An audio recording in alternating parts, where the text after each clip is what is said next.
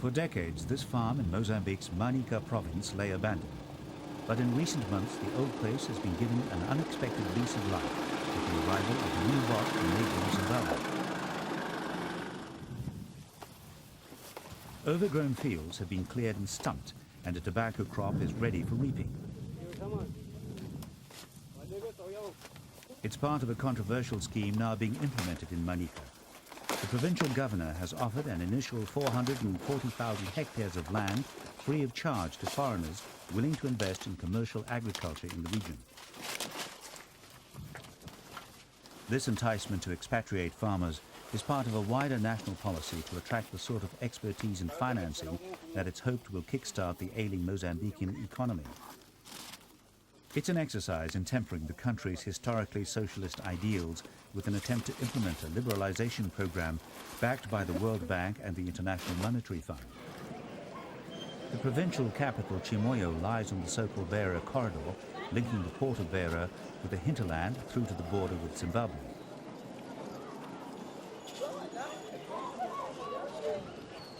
It's a region that stagnated for decades under the rigors of the long and tragic civil war that drained Mozambique's resources. The people of this once fertile province have been reduced to a struggle for day-to-day survival in what is now one of the poorest nations on earth.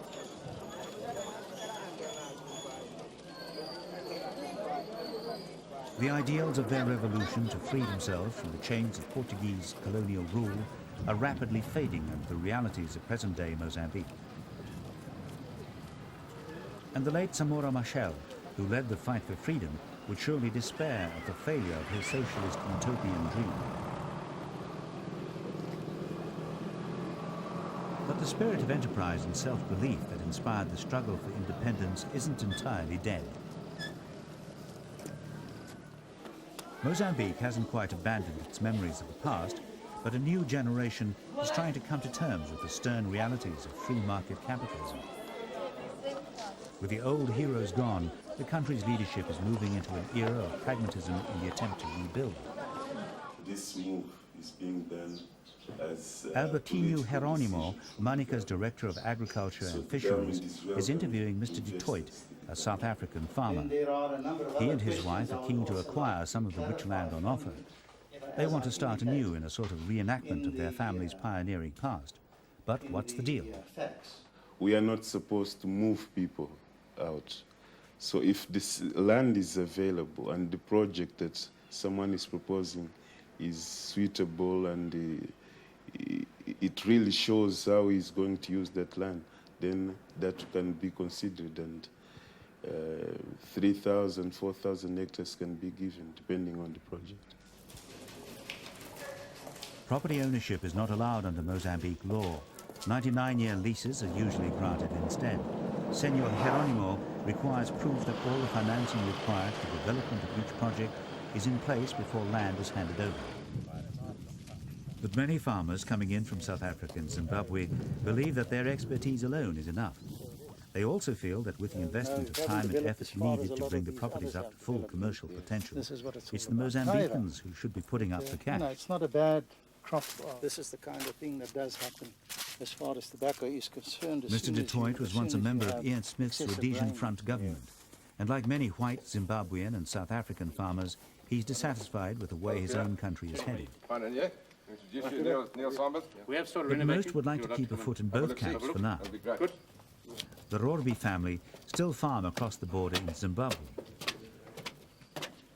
But they now commute a 2-hour trip into Mozambique while gradually beginning to restore the derelict homestead they've been allocated.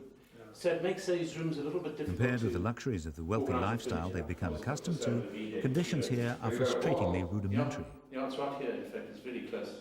Once the house is livable, they intend to send in a farm manager. So there's no place like home, it seems. I think the infrastructure is a bit of a problem. It is improving all the time, and we've definitely seen an improvement the last 2 months that we've been here. A lot of red tape and a lot of bureaucracy. But I think as one lives here, one accepts it and finds ways around it. But it seems that some indigenous Mozambicans are less than happy with the land initiatives. Various non-government organizations with programs at grassroots level are beginning to hear from both small-scale and subsistence farmers worried about the effects on them. The unavailability of local investment capital and the cripplingly high interest rates on loans has ruled local people out of the equation. But the country's recently revised land laws do recognize the rights of tenure of peasant farmers. Families already living on the land can't be moved out unless they're accommodated by a government resettlement package. These NGO workers are debating the most effective ways to disseminate information about new laws to rural people. In the Beira corridor area, there are a number of small-scale farms like this one. In fact, there are very few sizable tracts of unoccupied land, and the government doesn't have the will or the resources to move people out.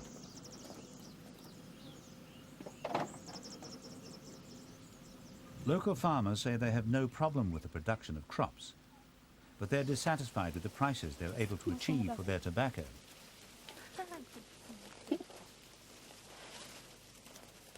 Although global tobacco prices were low last year, farmers here suspected that they were being victimized by the buyers from the large clearinghouses. The Zimbabwean farmers complain that Mozambican workers are lazy, and the government minimum wage scale is $3 more per month than in Zimbabwe. But the good soils and rainfall in Manica province mean that there's money to be made from tobacco and banana growing.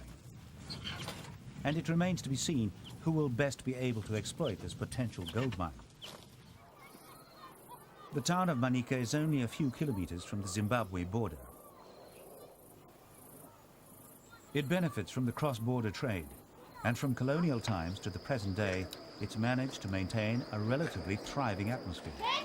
It's a favorite watering hole for Zimbabwe farmers working the rich farmlands of the nearby Burma Valley just across the Vumba Mountains. A consortium of such farmers has recently started operating on the Mozambique side of the border. They drive across for the day to see to their crops and already hope to make a sizable profit in this, their first season. From the local government's point of view, it's hoped that the introduction of these foreign commercial farmers will help to develop local markets and improve the infrastructure of the region. It also provides work for labourers unemployed during the Civil War years. But already there's been a dispute here about the cutting down of a nearby bamboo grove to face the new barns. Local people claimed compensation, saying the bamboo was theirs.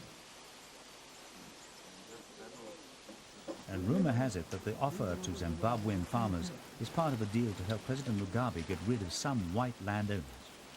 But what seems certain is that the migration of nervous farmers from across the mountain divide is set to continue.